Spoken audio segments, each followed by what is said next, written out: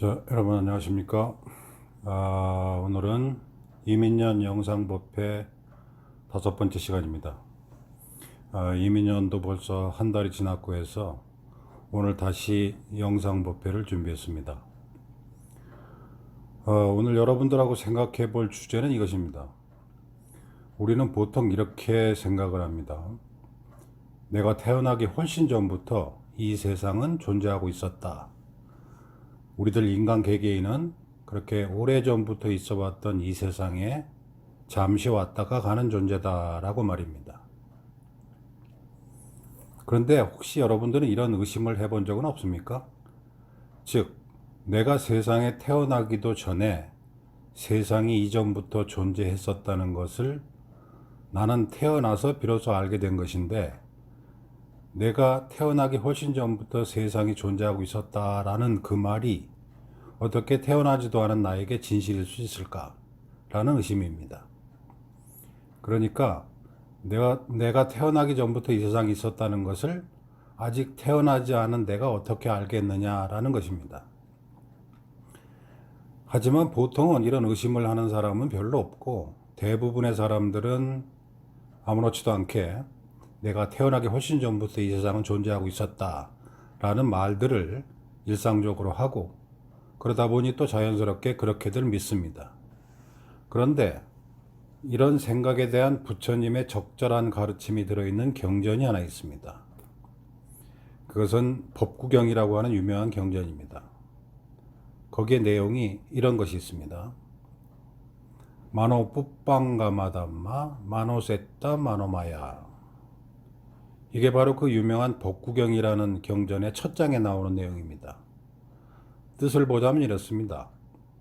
마음은 법들에 앞서가나니 마음이 수장이고 마음이 만든 것이다. 여기에 대해서 해설을 좀 해보겠습니다. 여기서 법들이라고 하는 것은 담마를 나타내는 것으로 조건에 의지해서 일어나고 조건에 의지해서 사라지는 현상들을 가리키는 말입니다.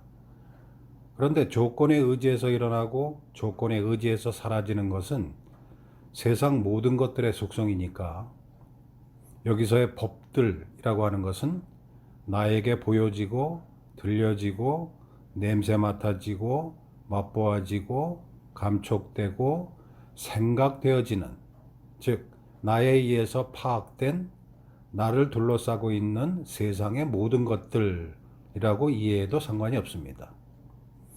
흔히 우리가 이 세상이라고 부르는 것은 그 모든 것들, 즉 나나 너나 뭐 사람이나 귀신이나 동물이나 식물이나 하늘이나 땅이나 뭐 멀리 보자면 지구나 우주나 좌우지간 나에 의해서 알려진 그 모든 것들은 다 나에게는 세상이고 또 법들입니다.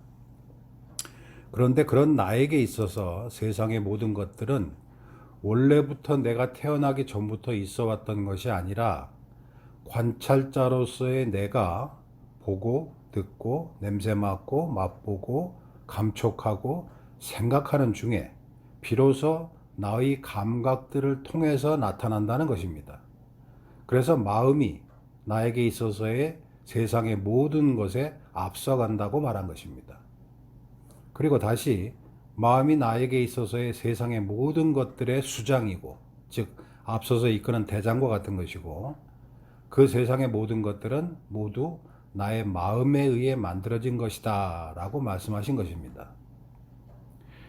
여기까지 들으신 분들 중에서 마음이 세상보다 먼저 앞서가고 마음이 세상을 만든다라는 말을 선뜻 받아들이는 사람은 그리 많지 않을 것입니다. 받아들이지 않을 뿐만 아니라 어쩌면 그렇게 말하는 사람을 무식한 사람이라고 비난할지도 모릅니다. 하지만 그런 비난은 이미 부처님 당시에도 있었습니다. 당시에도 많은 사람들이 부처님의 이 말씀에 대해 비난을 했었다고 하니까 말입니다. 자, 한번 생각해 봅시다. 우리는 우리 각자의 눈과 귀와 코와 혀와 몸과 마음으로 보고 듣고 냄새 맡고 맛보고 감촉하고 생각한 것들에 의해서 무언가가 있음을 파악합니다. 이런 6가지 감각을 벗어난 다른 특별한 감각 능력이 우리에게는 있지 않습니다. 우리가 세상이라고 부르는 모든 것들은 모두 다 이 6가지 감각 기능을 통해서만이 파악됩니다. 이것을 불교에서는 육처라고 부릅니다. 그런데 이런 감각기관에 의해서 무언가를 파악하기 이전부터 세상이라는 것이 있었느냐라고 물으면 아마 대부분의 사람들은 이렇게 말할 것입니다. 그거야 상식적으로 45억 년 전에 생긴 이 지구상에서 35억 년 이후부터 지구의 최초의 생명체가 생기기 시작되었다고 하니 그렇게 이미 45억 년 전부터 존재하고 있던 이 세상이 당연히 개인보다 먼저 있었던 것이지 않겠는가라고 말입니다.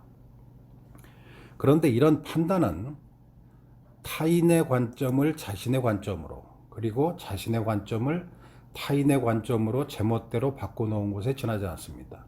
자, 한번 생각해 봅시다. 이 세상이 45억 년 전에 생겼다는 정보는 내가 태어난 이후에 성장해서 교육을 통해서 아는 것입니다.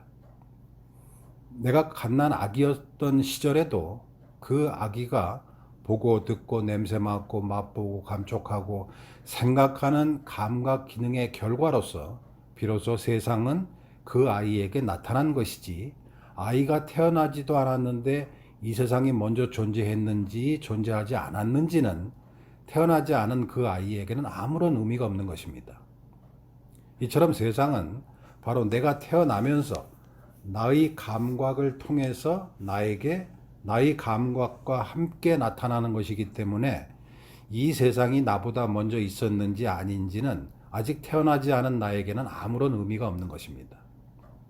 그러니까 맨 처음에 제가 말씀드렸던 내용, 즉 내가 태어나기 훨씬 전부터 이 세상은 존재하고 있었다라는 것은 내가 태어났다가 죽는 것을 다 지켜본 제3자의 관점이지, 그렇게 태어났다가 죽은 나 자신의 관점은 아닙니다.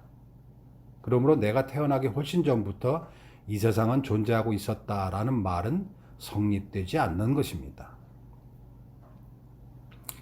이렇게 말하더라도 여전히 사람들은 말할 것입니다.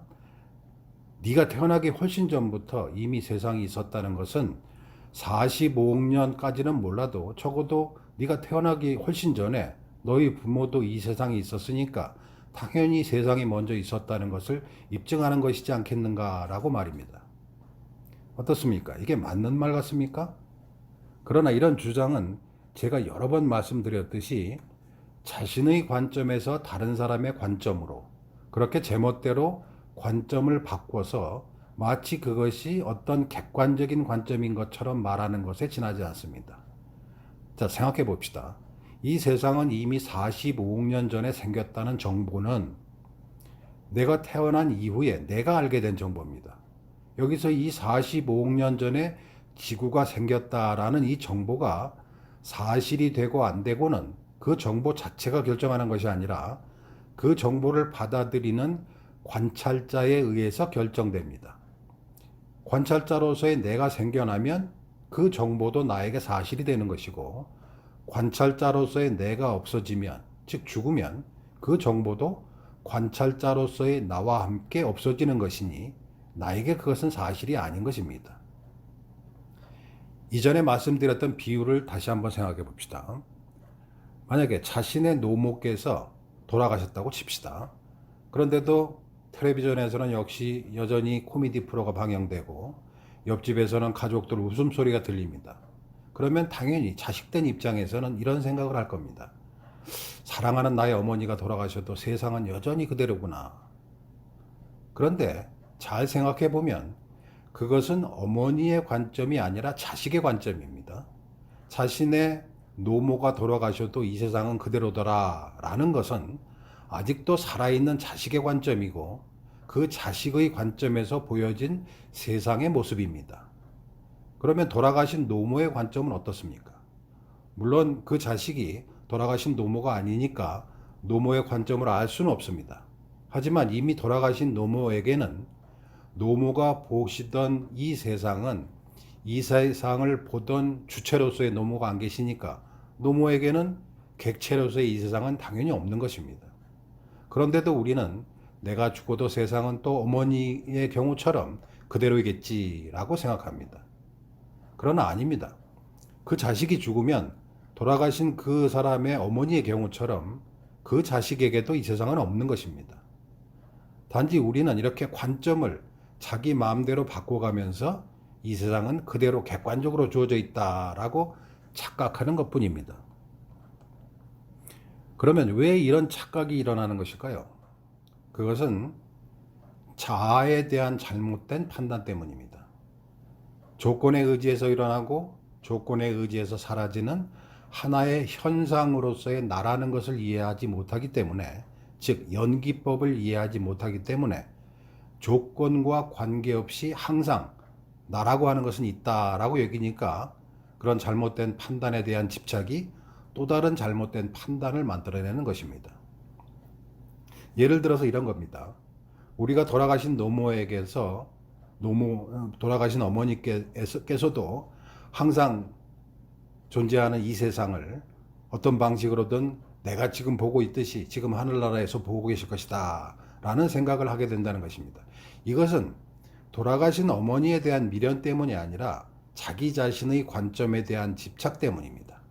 자신의 관점을 다른 사람에게, 이미 돌아가신 분한테도 적용하려는 것입니다. 이것은 사람들뿐만 아니라 심지어 동물과 식물에게도 우리는 이렇게 자신의 관점을 적용시키고는 합니다. 소위 감정이입이라고 부르는 현상입니다. 이런 감정이입이라는 현상은 유아기의 어린아이에게서부터 이미 드러납니다. 그래서 이런 감정이입은 우리 인간이 자신의 감각기관을 통해서 주변 환경을 인지하는 과정에서 나온 일종의 테스트 버전과 같은 것이 아닐까 생각됩니다. 연구에 의하자면 2살에서 5살 정도의 아이들은 바닥에 넘어져 있는 컵을 보면 저 컵이 피곤한가 보다 라고 말한다거나, 그 숫자의 5라는 숫자의 모양이 약간 기울어지게 이렇게 쓰여 있는 것을 보면 저것이 넘어지려고 한다 라고 말하기도 합니다. 아마 자식을 키우면서 아이들이 사물에 대해서 이렇게 표현하는 것을 들은 부모들은 그것을 단순하게 귀엽다라고 생각하고 말지만, 사실 이 감정이입, 즉 자신의 관점을 사물에 대입해서 생각하는 이런 자기중심적 사유방식은 우리 인간에게 있어서 초기부터 형성된 인식의 형태라는 것이고, 또 그만큼 자기중심적 사유방식이 얼마나 뿌리가 깊은지를 보여주는 것입니다. 감정이입에 대한 아주 재미있는 에피소드가 하나 있습니다. 제가 스리랑카에 살 적에 저에게 빨리어를 가르쳐 주시던 스님이 매일 먹고 남은 음식을 나눠주던 개가 한 마리 있었습니다. 누가 기르던 개가 아니라 그냥 절 주위에 먹을 것이 많으니까 절에서 자유롭게 사는 그런 개였습니다. 그런데 그 개가 새끼를 여러 마리 낳았는데 강아지들이 거의 며칠에 한 마리씩 차례대차례 죽는 겁니다. 근데 그 당시에 한국에서 온 스님 한 분도 그 절에 같이 있었는데, 이미 그 스님, 아마 그때 그 스님도 개를 좋아했던 것 같습니다. 그래서 그 스님도 자신이 먹고 난 음식을 그 개에게 주곤 했는데, 그 스님은 자신이 준 밥을 맛있게 먹고 있던 그 어미 개가 방금 전에 자기 새끼가 죽은 것을 보고 왔다는 것을 알고는 화를 내기 시작했습니다. 어미가 돼서 새끼가 죽었는데도 밥을 맛있게 처먹고 있더라라고 하는 겁니다. 그 후로는 그 어미개를 볼 때마다 늘 구박을 했습니다. 그러던 중에 평소 자신이 먹이를 주던 개가 한국 스님한테 구박을 받고 있고, 그 이유에 대해 전해 들은 그 스리랑카 스님이 어느 날 저를 불러서 이런 얘기를 했습니다. 저 스님한테, 한국 스님한테 꼭 전해달라고 하면서 말입니다. 개에게는 개의 길이 있고 사람에게는 사람의 길이 있다. 사람의 길로 개의 길을 평가하지 않았으면 좋겠다 라고 말입니다. 우리는 별 생각 없이 이렇게 성인이 되어서도 여전히 자신의 관점을 남에게 적용합니다.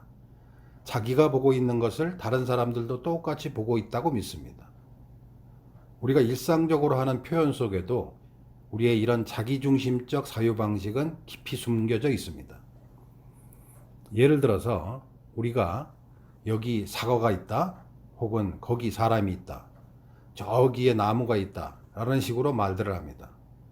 그런데 불교식으로 보자면 어디에 무언가가 있다라는 이런 단순한 표현 자체에도 나라는 잘못된 집착이 잠재되어져 있는 것입니다. 이렇게 말하면 대뜸 이렇게 반론을 제기하는 사람이 있을 것입니다. 여기 사과가 있다거나 혹은 저기 사람이 있다라는 표현 어디에도 여기 나라는 주인공이 있다라는 주장이 있지 않다라고 말입니다. 그러니까 대부분의 사람들은 단순하게 어디에 무엇이 있다라는 인식과 표현은 아주 객관적인 인식일 뿐이지 그것은 나라는 주인공에 대한 집착과는 아무런 상관이 없다라고 생각합니다. 하지만 정말 그럴까요? 한번 잘 생각해 봅시다. 여기 사과가 있고 거기 사람이 있고 저기 나무가 있다라고 말했을 때 만약 보는 내가 없다면 여기에 사과가 있는지 거기에 사람이 있는지 저기에 나무가 있는지 내가 알 수 있겠습니까? 보는 자가 없으면 당연히 보여지는 것도 없습니다. 그러므로 불교의 관점에서 보자면 우리가 단순하게 여기 사과가 있다 혹은 저기 나무가 있다 라고 말하는 것조차 사실은 그 사과나 나무를 보는 나 자신을 미리 전제한 것이고 그렇게 나를 전제한 다음에 보여지는 대상은 결국 집착의 대상이 된다는 것입니다. 그러면 나를 전제하는 것이 그게 뭐가 어쨌다고 그것은 집착이다라고 하면서 그것을 부정적으로 말하는가라고 생각하는 사람들이 있을 것입니다. 문제는 자아를, 즉 나라는 것을 바로 지금 여기서 조건에 의지해서 일어나고 조건에 의지해서 사라지고 있는 현상으로 보지 못하고 그것을 조건과 관계없이 실제로 존재하는 것으로 전제하면 그 실제하는 나에게 보여지는 대상들도 모두 실제하는 것으로 여기게 되고 그렇게 실제한다고 여기는 대상들은 모두 집착의 대상이 되는 것입니다. 그런데 불교에서 말하는 바는 여기 사과가 있고 거기 사람이 있고 저기 나무가 있다는 것을 입을 다물고 말하지 말라는 것도 아니고 거기 사과나 나무를 보지 말라는 것도 아니고 듣지 말라는 것도 아닙니다. 단지 그것을 집착의 대상으로 삼지 말라는 것입니다. 그러면 어떻게 해야 집착의 대상이 되지 않는 것입니까? 대상은 늘 보는 나에 의해서 만들어진 것이지 객관적으로 이미 실제하는 대상이 아니기 때문에 집착할 만한 것이 아니라는 것을 아는 것, 그것이 바로 집착의 대상으로 삼지 않는 방법입니다. 그러므로 집착하지 말아야지 라고 굳게 결심한다고 대상을 집착하지 않게 되는 것이 아니라 현명하게 이런 연기법의 과정을 이해해야만 집착하지 않을 수 있게 되는 것입니다. 집착할 만한 것이 아닌데도 집착하게 되면 결국 가질 수 없는 그 속성 때문에 괴로움이 발생합니다. 지난번에도 소개했듯이 부처님께서도 초전법륜경에서 이렇게 말씀하셨습니다. 사랑하는 사람과 함께하지 못하는 것이 괴로움이고 미운 사람과 함께 해야 하는 것이 괴로움이고 가지고 싶어도 갖지 못하는 것이 괴로움이다 라고 말입니다. 집착한다는 것은 내 곁에 두고 갖고 싶다는 것입니다. 그러니까 곁에 두고 갖지 못했을 때 슬프고 괴로우면 내가 그것을 내 마음대로 집착하고 있었구나 라고 알아야 합니다. 사랑하는 사람, 예를 들어서 사랑하는 남편이나 마누라나 혹은 자식과 평생 같이 살고 싶은데 중간에 무슨 일이 있어서 사랑하는 사람들과 함께 하지 못하면 그때 우리는 외로움 혹은 괴로움을 느낍니다. 그때 알아야 합니다. 아, 내가 내 남편을, 내 자식을 내 마음대로 생각하고 그렇게 내 마음대로 생각한 그 사람을 내가 집착했구나 라고 말입니다. 이것은 내 옆에 있는 남편이나 마누라나 자식이나 재물이나 혹은 건강이나 무엇든지 마찬가지입니다. 내가 생각하는 나의 남편은 다른 직장 동료들에게 보여지는 남편이 아니라 바로 내가 생각하고 내가 바라는 남편입니다. 내 자식은 학교 친구들에게 보여지는 자식이 아니라 바로 내가 생각하고 내가 바라는 자식이고, 내 건강은 다른 사람이 생각하는 건강이 아니라 내가 생각하고 내가 바라는 건강입니다.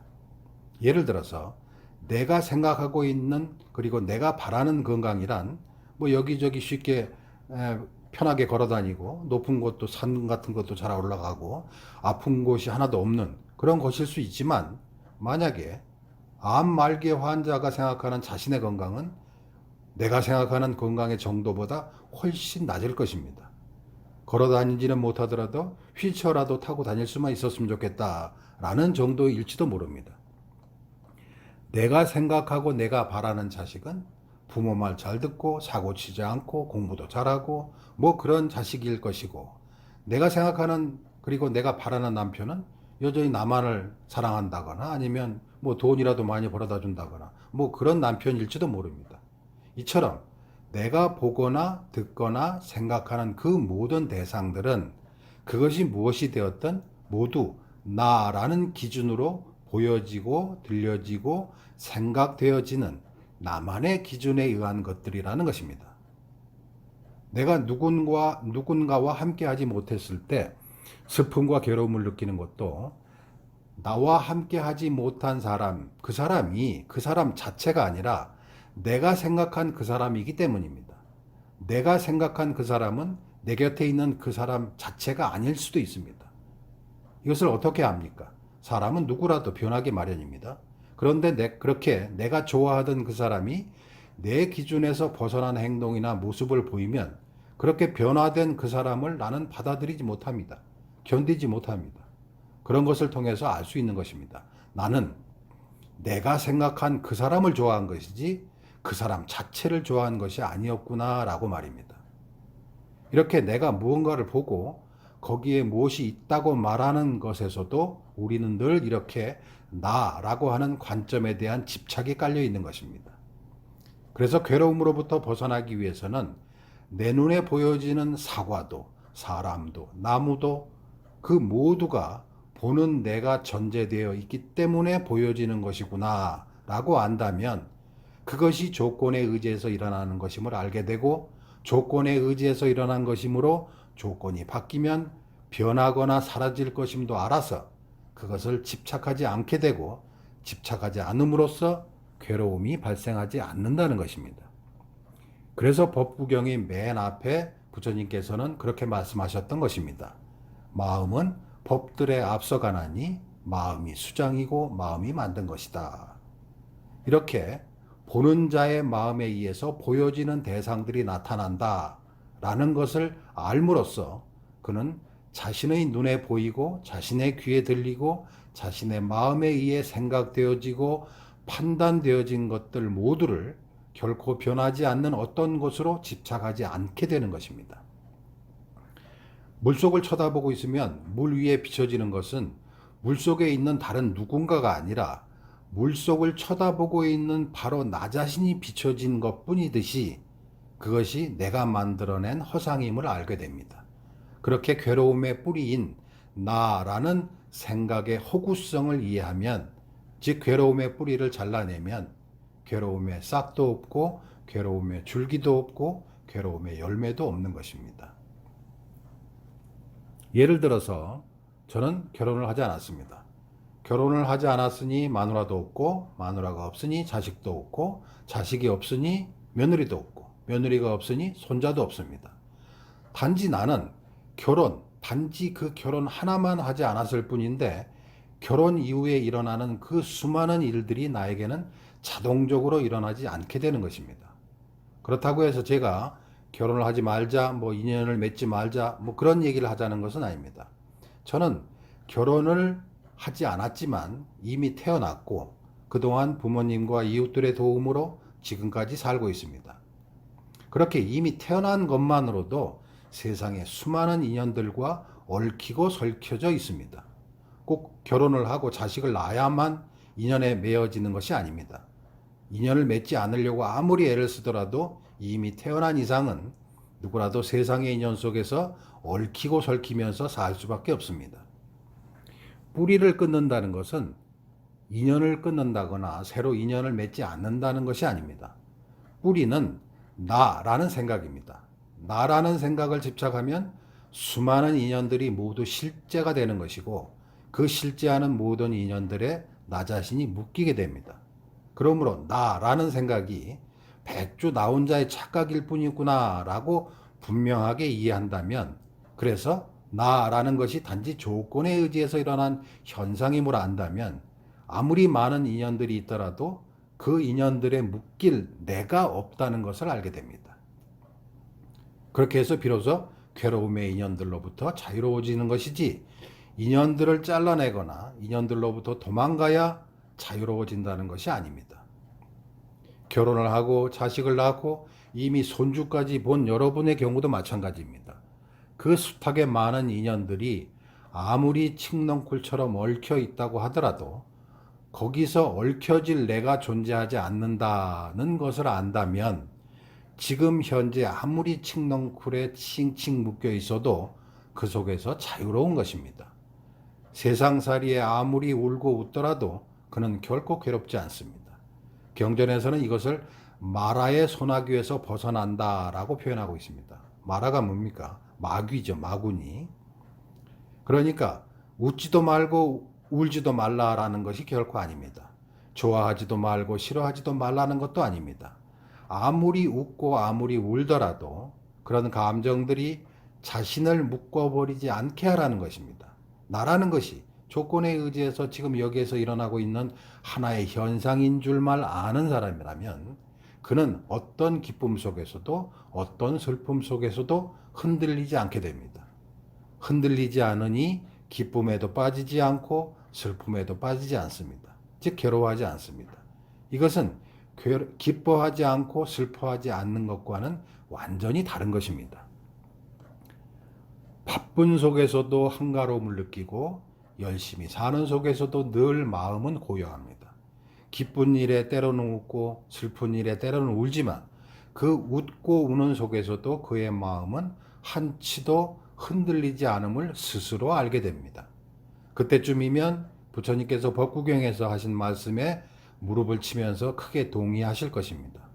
마음은 세상 모든 것들에 앞서가나니 마음이 세상 모든 것들의 수장이고 마음이 세상 모든 것들을 만드는 것이다 라는 것을 말입니다. 오늘은 이것으로 마치겠습니다. 여러분들과 함께 즐거운 마음으로 다가올 봄을 기대하고 있겠습니다. 시청해 주셔서 감사합니다. 고맙습니다.